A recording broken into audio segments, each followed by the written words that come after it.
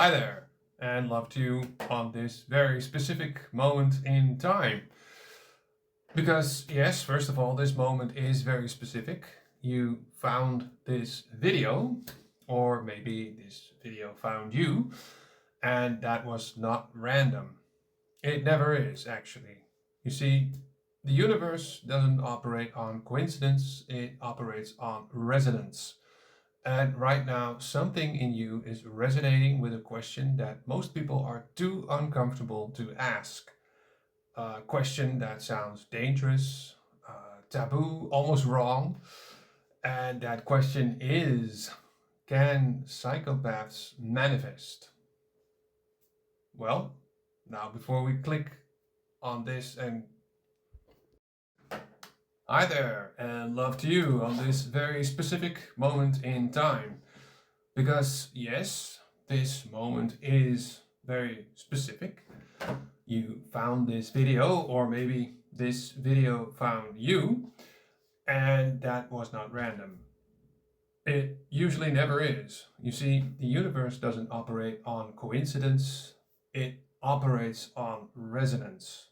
And right now, something in you is resonating with a question that most people are too uncomfortable to ask, actually.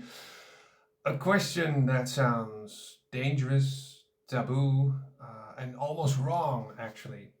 And that question is, can psychopaths manifest?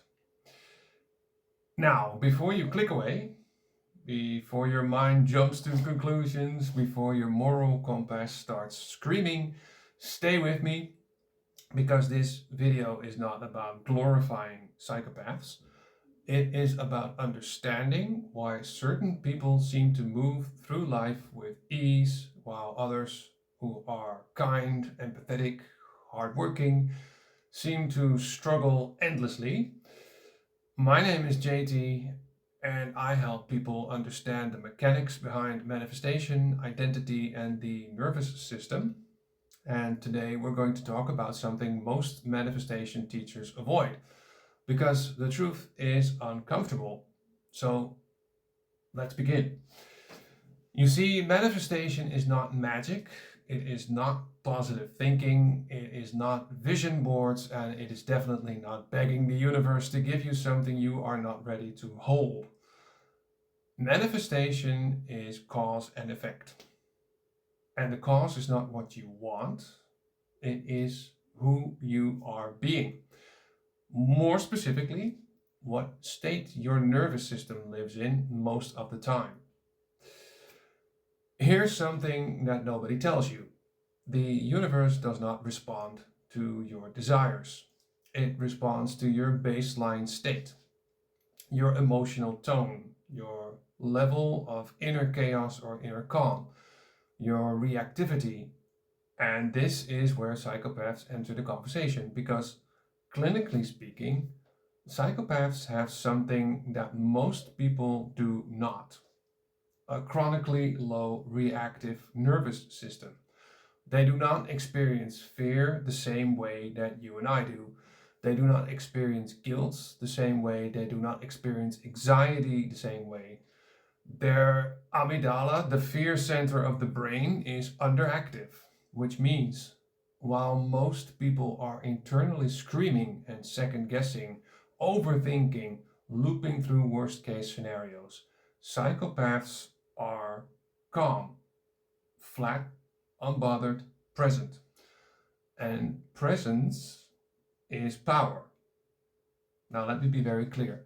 This calm is not wisdom, and it is certainly not enlightenment, it is not virtue.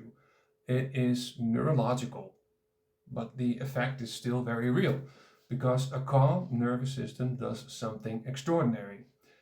It collapses resistance, and resistance is the only thing standing between you and what you want. Most people are not failing to manifest because they lack discipline. They are failing because their nervous system is stuck in survival mode: fight, flight, freeze. Worrying about money while trying to manifest abundance. Fearing rejection while trying to manifest love. panicking about time while trying to manifest freedom. And the universe mirrors that perfectly. Not what you say you want, but what you are. A body that feels unsafe cannot receive abundance. A nervous system that is bracing for impact cannot experience flow. Now, here's why it gets uncomfortable. Psychopaths often get what they want faster. And that is not because they deserve it, not because they are aligned morally, but because they are not internally resisting reality. They expect outcomes. They do not emotionally negotiate with life. They do not leak energy into doubt. They decide and then they move. No inner committee meeting, no self betrayal, no guilt spiral. Just decision, action, adjustment. And the nervous system stays calm throughout. Manifestation teachers will tell you to raise your vibration, for instance, but they very rarely explain how. Here's the truth: a regulated nervous system is a high vibration. Not excitement, not hype, not manic positivity, just calm, grounded, clear. That is power. That is magnetism. When your nervous system is calm, your perception sharpens, your timing improves, your intuition becomes accurate. You stop forcing and you stop chasing. You stop leaking energy, and things start coming to you. Not because the universe likes you more, but because you are finally not blocking the signal. Psychopaths don't over identify with emotion. And here's another brutal truth: most people are addicted to their emotional identity. I am anxious. I am sensitive. I am traumatized. I am overwhelmed. Those are not descriptions, they are contracts. And the nervous system obeys. Identity. Psychopaths don't narrate their inner world. They don't say, I feel unsafe, therefore I must stop. They act first. And action, when taken from a calm baseline, rewires reality. Now, should you become a psychopath? Well, I hope your answer was no, because psychopaths lack empathy, conscience, and depth of connection. But should you learn from the mechanics? Absolutely. You can cultivate the strength without the pathology. You can build a calm nervous system without becoming emotionally dead. That is mastery. Breath work, meditation, somatic regulation. These are not spiritual luxuries, they are manifestation technologies.